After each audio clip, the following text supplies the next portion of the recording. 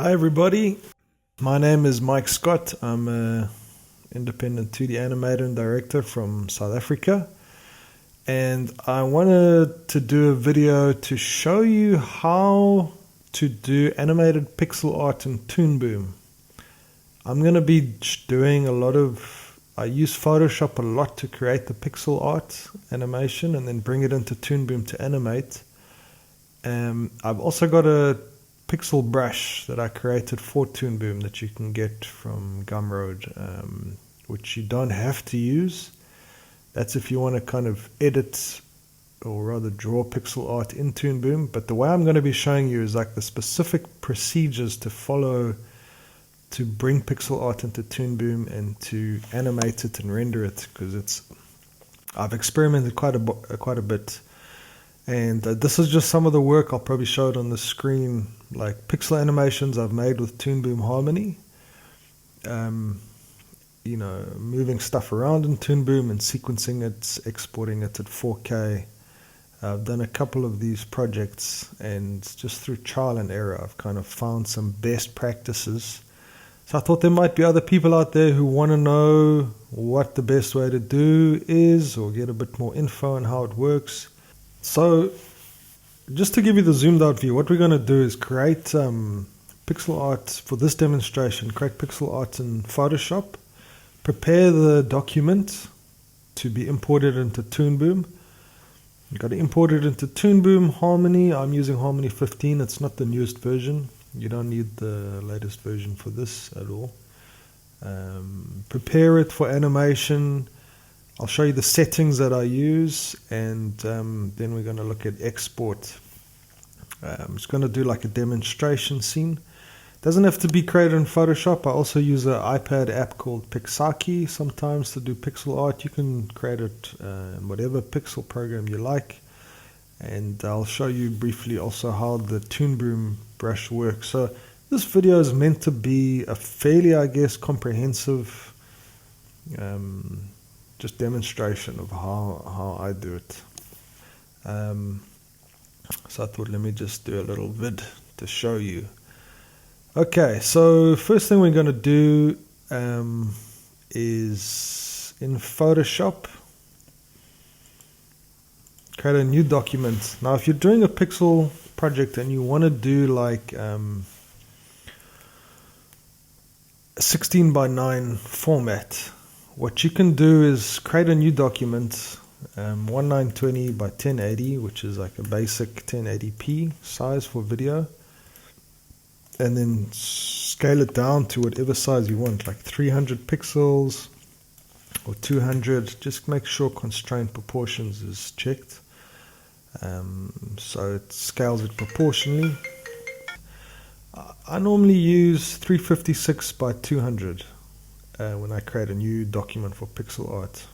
It's a fairly low resolution, and when you blow it up to 4K or whatever, it looks good. 200 height is just a good round number. You want kind of even numbers when you're creating pixel art. So that's what I use. So we've got a document now.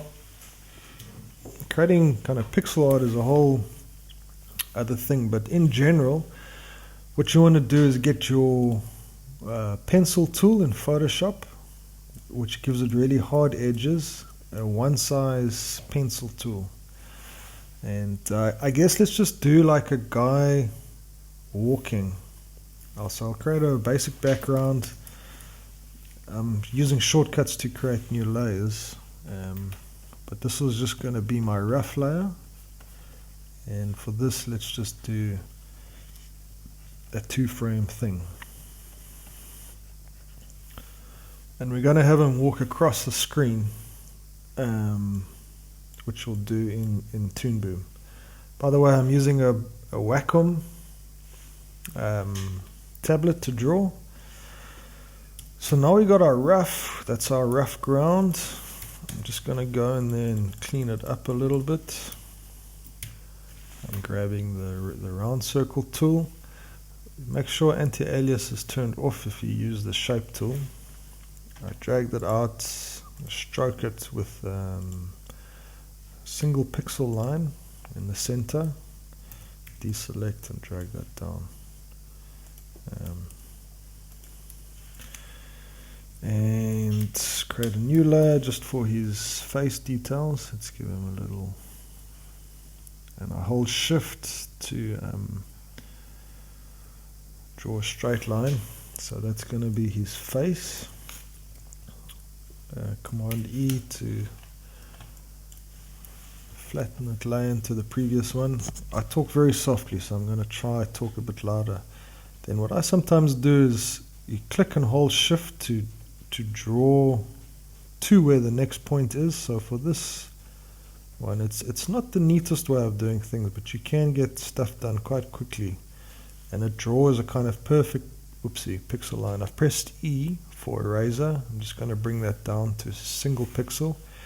When you're doing pixel art, make sure your eraser is on pencil mode. That's going to give you this a hard edge that you want to erase pixel art. Now we could definitely go clean this up more, but this is looking okay. Click, hold shift, and just I'm tapping, tap, tap, tap.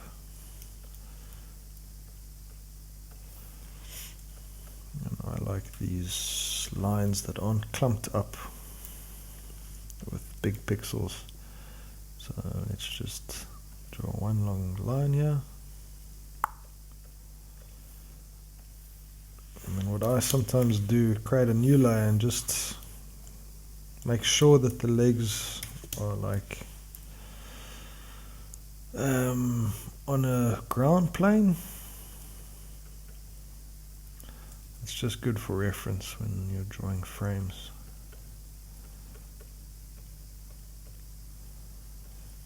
If you don't really want to watch the whole pixel thing, I don't blame you. You can skip ahead to where you start seeing like Toon Boom stuff happening.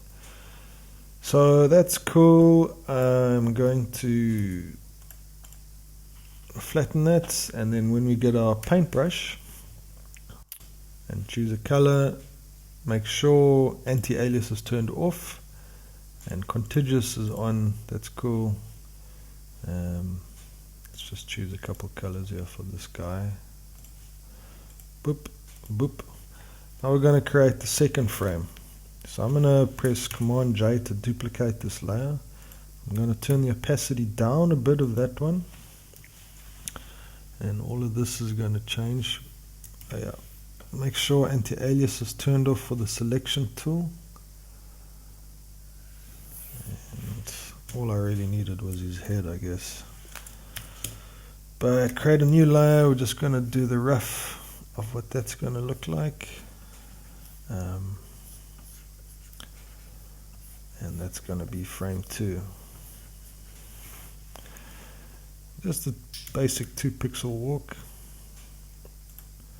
I'm going to make the opacity of that even lower, and this opacity a bit higher. And let's create this layer.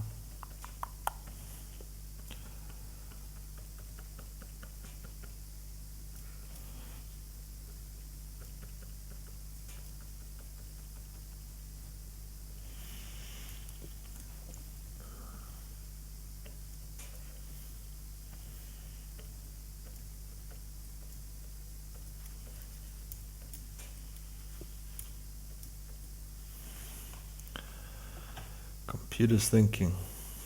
So let's finish up here.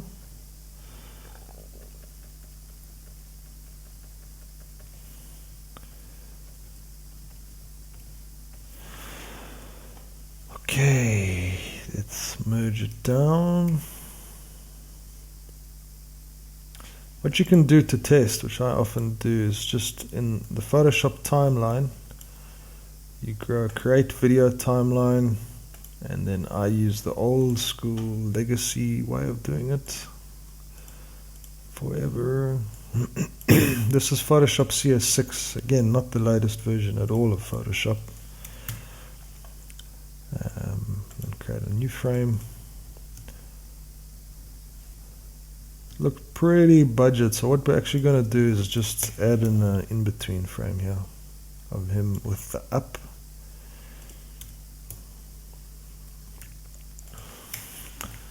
Just to get it looking kind of semi-decent. And we're just going to create a new frame. Boop, boop. This is going to be the in-between frame.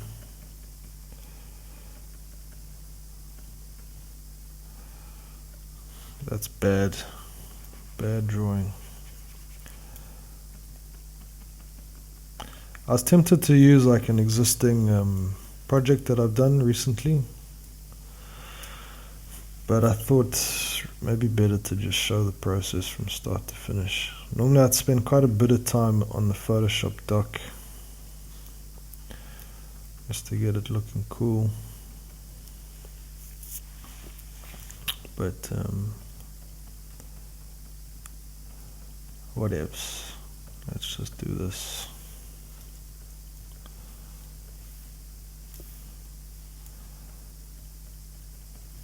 They go up and then contact, and then I'm gonna merge that layer down, create another frame. If you want to learn more about walk cycles and stuff, highly recommend the Animator Survival Kit by Richard Williams. So one thing with working with the Photoshop timeline, it's kind of finicky, stuff moves around. You've got to like peg stuff that you don't want to move. And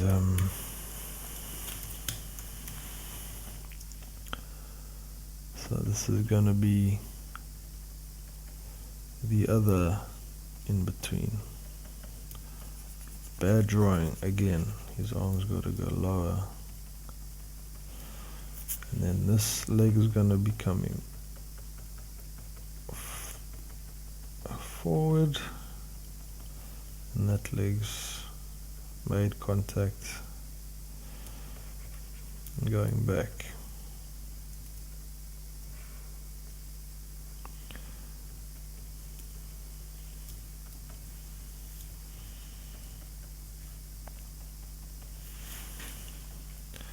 Just test that out. It's okay. It'll do. So let's just color him in. It's red. Whoops. Blue. Get rid of these little stray pixels.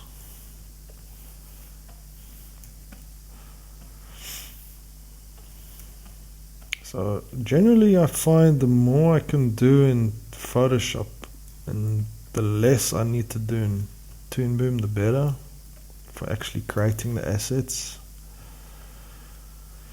It's just fast. I don't know if it's just Mac or my computer's slow, but like Toon is a bit sluggish on my MacBook Pro. I've got a MacBook Pro 2013, so it is old. So what's going here? I see. I've flattened the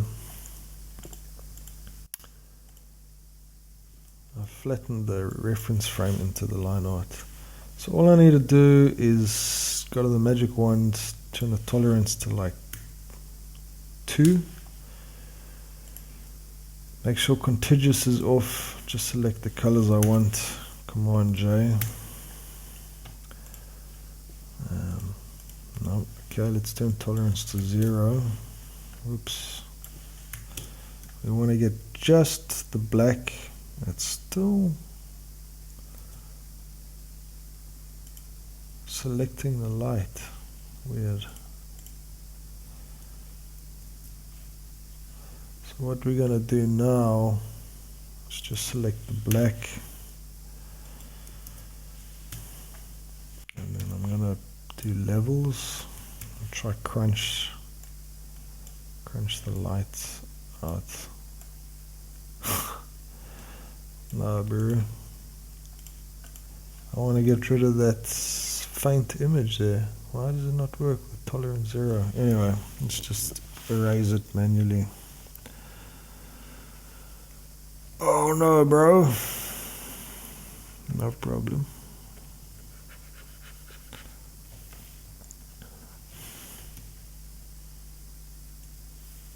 I'm surprised that like normally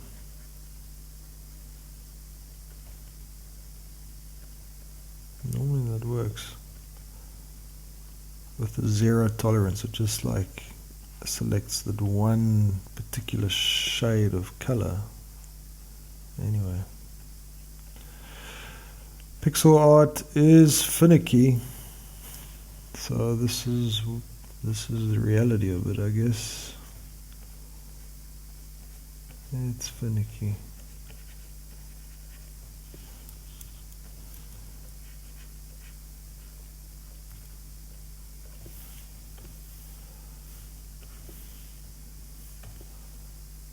Okay, done.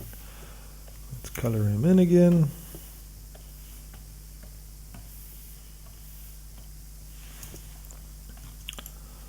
So let's just make sure these are all off. Okay, cool. I'm just going to save that quick.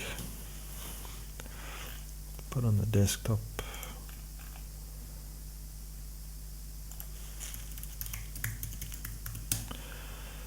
So now we got like we got our walking dude. That's great, and we want to just give him a basic background here. So let's fill that in. And there. Cool. And what I do, especially if you've been laying out stuff in the timeline, just go to each frame, put the peg on here. That peg unifies the layer position over all frames. Otherwise you can remove these timeline frames and then you find all your stuff's moved around. And then you can just go through, flick through it, figure out anything that needs to change or you need to tweak. It's kind of looking alright for our purposes here now. So now you want to just name stuff. So I'm going to just call it, 01, 02, 03, 04. This is kind of important because when you import it into Toon Boom, the names get transferred as well. We can delete the rough now. This is the BG. Make sure everything has unique individual names. Toon Boom won't import the file if anything's got funny characters in it or if it's got any layers with the same name. Now, when you import into Toon Boom, anything that's in a group in Photoshop will be imported into its own layer. If you don't have groups, everything just gets imported into one layer with all the individual exposures as separate drawings, and then you got to like kind of create new layers, individually pick it apart. It's a bit of an unnecessary thing. So I try prep the file as best I can to make life easier for myself.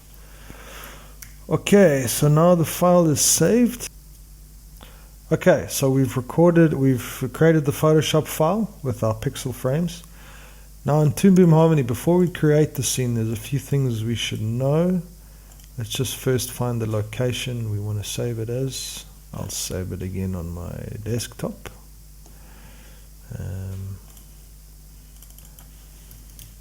Walking Pixel Man.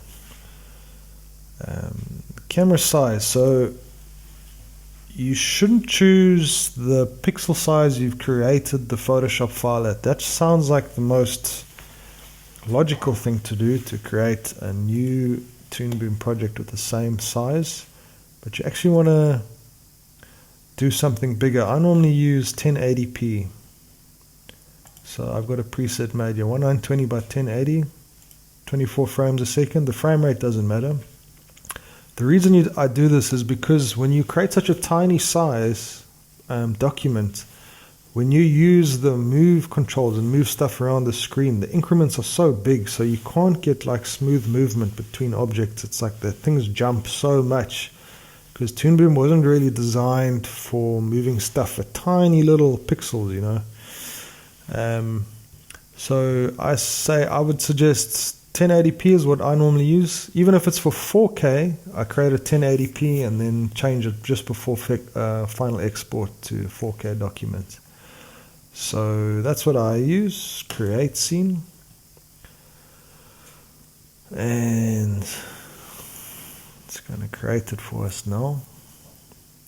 I've got a 2013 MacBook Pro, by the way. It's not the fastest machine. I'm just going to close Photoshop to try to speed things up.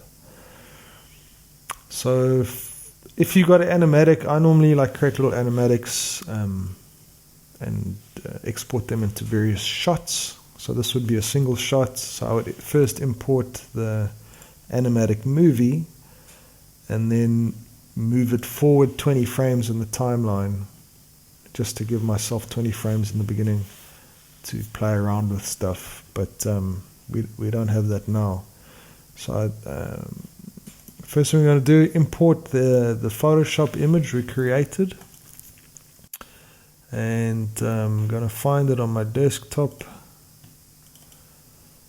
Now, we wanted to create the layers based on file names, which is what we want. Import as Toon Boom bitmap drawing, that's right. Actual size is correct, and we want just a straight alpha, not pre-multiplied with black or white.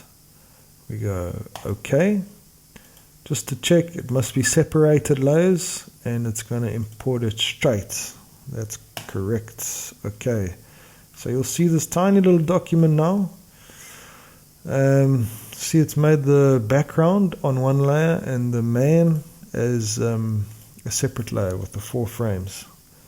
Toon Boom seems to import stuff backwards, so I'm going to drag the background to the end. Let's make this 150 frames long. So I kind of try rename stuff now. So I call that background, and this we can just call man. And it has put the last frame of the animation first. It's just the way it does it. You can see here it shows us what the drawing is actually called. So that's man 4, and then 3, 2, 1. So almost always I select them, cut, Command X, and then paste reverse. Now it's made it the right order. As you can see, I flipped through it. He's walking the right way. And then what I always do, because these frames just look the same, I mean the exposures, the drawings, you can't tell one from the other. I just put like a red keyframe on the first one, and I do a blue for the last one, just so I can see what's actually happening in the walk cycle. Let's go to the end. On Mac it's function F5. I think I might have set that as custom to extend exposure. Now we want to select these, and you can either press Shift and plus to make them longer, but I will just go and make them 4 holds, you know, so that each drawing lasts for 4. Commands, I'm going to create a loop now. So Command C to copy, paste cycle. This is in reverse because we've pasted reverse last time, so just make sure this is forward, and let's create a cycle of 20 frames. Nope, that's not right. Copy, paste cycle. Yeah. Cool. So if I press play and see our dude walking, and that's looking right. It's feeling a bit fast, so I'm going to change the exposures just to 6. Cool, that's looking good. So now obviously if we rendered it just like that, it's got a lot of black space there, so we're going to, around the edges, so we're going to add a camera.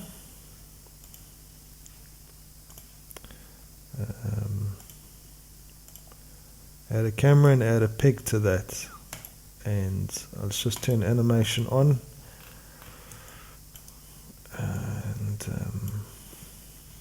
we're going to just drag this in. And then I try and get like a little bit of overlap. I don't want it to render any black. So that looks good to me. And what I've actually done in my library, because I use this pixel size document so often, is I have a camera I can just drag in from my library to the scene, just to avoid having to do this for every shot. Okay, cool. So if we rendered this now, you can see that it's now a 19. If we rendered this out, it'll be like a 1920 by 1080p document. And impressively, Toon Boom renders the pixels correctly. It doesn't try and blur them or anything, which I'm super stoked with. Some programs like try and blur the pixels so you end up with a pixelated mess. There's probably more settings I could do for each layer. I don't know, I haven't experimented with them. Just the way the layers are rendered. I could probably turn anti-aliasing off, which might even make it better. Let's just see if that works actually. That actually does look even sharper maybe. I think I learned something new there. Anyway, what we're going to do is get the man to walk across the screen. So let's add a peg there, add a new keyframe. Just want to see if this is still recording. Yes, it is. Keyframe in the beginning, and then I always put the origin point at the bottom. So if we wanted to, we could add like a bit of squash and stretch. I just use that. This bar as a reference point for that. So we could like make him squash and stretch. But let's get him to walk across and end at frame 110. So we move the cursor there. I'm holding shift as I'm dragging, just to make sure it stays locked to that plane, and we can show the trajectory or whatever, the path.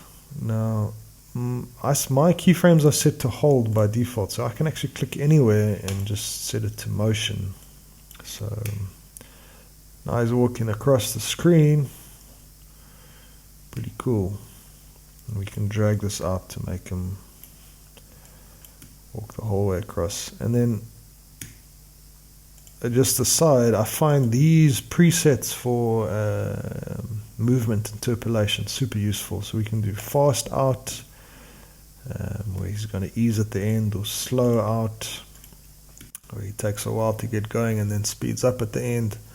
I don't really use any of the other velocity stuff. I just almost always use these. Are fine for my uses. So we're going to set it back to just linear. You can see in the divisions of the path, it's all just very equal. Okay, so now we've done our pixel animation. Now we want to export. So you could just go and export now the movie at the 1080p document. It's going to look great. The way I do it out of interest is, before we do that, let me just show you this pixel brush that I made. So I'm going to create a new layer. So let's do a pixel drawing. Everything should be a bitmap. So here's my pixel brush that I created. If you got it from Gumroad, you can go import brushes. And then I've saved it on my, here it is. It's Toon Boom Pixel Brush and Eraser. So you just import that. So with your pixel brush selected, you can actually draw, and it's like, this isn't rocket science the way I created it, but it was a bit finicky. It's not just like a single pixel brush you can create. It had to have it had to have blank pixels around it. I made another video explaining how to do it if you want to make your own one. So you can actually draw pixel art in Toon Boom Harmony, and I think even the Toon Boom team were surprised I managed to kind of wangle this. So it works pretty well. The one problem is when you start resizing images, and like especially trying to work with the pixel brush over an existing and you see here's your pixel eraser that you also, I think it would have imported there as well, but that also works as you would expect it to. If you use the pixel brush on existing like artwork, so like if I was trying to do the man here, it works most of the time, but sometimes when you start like scaling images, it just like freaks out and everything gets blurry. So I think it's more for when you're like cutting. You know, if you start like cutting stuff like this and moving it around, it doesn't like it that much. Why is it doing the background as well? It doesn't like it that much because you know you're moving it maybe like half pixels that you can't really see, and then Toon Boom just wants to blur the whole layer, so it's still looking alright here. But anyway, I would just try avoid like cutting stuff if you can. Try to keep the integrity of the pixels. So let me just patch them up here. So I'm using the Toon Boom brush, the pixel brush, and yeah, when you want to fill layers, or rather fill images, just make sure that your maximum overlap is set to 0. You can also play with the color tolerance. This should be anti-aliasing off. You don't want it to try smooth things out, and then select whatever pixel color you want, and you should do no close gap there. And there you go. You can you can create pixel art, and then of course you get access to all of Toon Boom's tools. So you get onion skinning as well, which is rad. So I'll put the link in the description if you want to get this brush. It's kind of pay what you want, or $1 or something. And I was really pleased when I saw it, because sometimes I'm working on a project and I don't really want to have to go back to Photoshop to do something quick, so I'll just make a little animation in Toon Boom. Yeah, and it works pretty well. So just to prove that it is good, let me just show you the rendered version, and it looks just as good as any other pixels. That's it. Now what I normally do is just before rendering, I'll go scene settings just to change it to 4K. I've got a 4K setup here, 3840 by 2160, and then I'll export it out as a TGA sequence. There you can see what it looks like rendered 4K. Anyway, so 4K pixel image, cool. Node view, let's just expand that. And what I do is I go to the right thing, and I'll choose a folder, normally within in the project thing, so it's already set up here in the frames. Just call it something. And I find TGA sequences give me the best quality exports. So I'll have all these TGA sequences. It basically renders it out as single images per frame. I'll import those all into Premiere, line up all those sequences, and that's like the best color quality, as opposed to rendering out a movie which seems to lose a lot of color information in the intermediate process. So for if I'm looking for the best quality, it's always a TGA sequence, and once that's set up, you go File, Export, Render Right nodes. But for this, let's just render out a movie. So let's just drop it on the desktop. I'll call it test, and let's only do frame 1 to 20 or whatever. It's 4K now, so I'm just going to render it out as 1/4, so it doesn't take ages. Movie options. I think I've got this set to animation codec. Yeah. and sound is uncompressed. So animation codec also good. Media settings error, I don't know why it said that. Let's export that. So now if we have a look, desktop.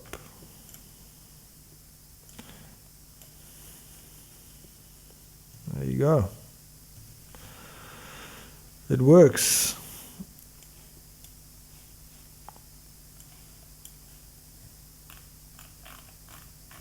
Yeah. Looking a little bit funny. I don't know if that's just the low resolution that I'm looking at it. But, oh, it looks fine.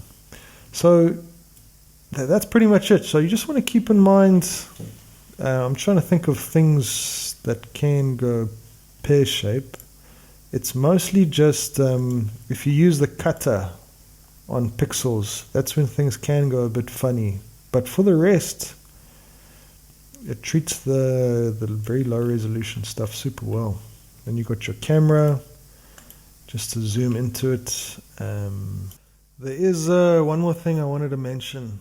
What's fairly common is, so you've animated your shot now, and you want to start bringing some more assets in. So you go back to your Photoshop document, and like let's say you just draw a cupboard or whatever. Just pretend this is a cupboard. Let's call it cupboard and save it. Now you wanna bring it into Harmony, but we'll see what happens now.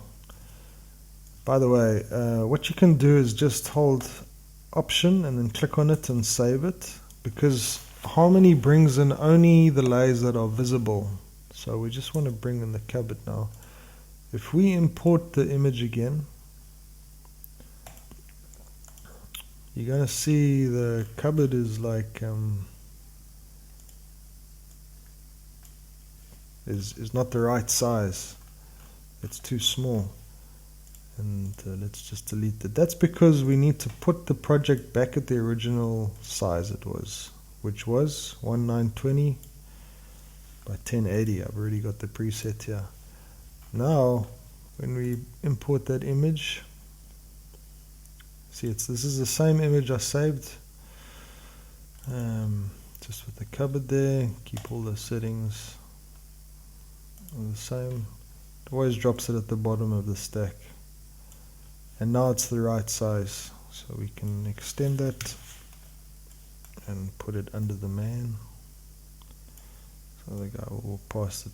So that's just worth keeping in mind. You always got to change the Toon Boom document back to whatever you created it as and imported the Photoshop document as, and then you can import the images there. And then we can, if we wanted to for final render, change it now to 4K or whatever, we can do that. Cool.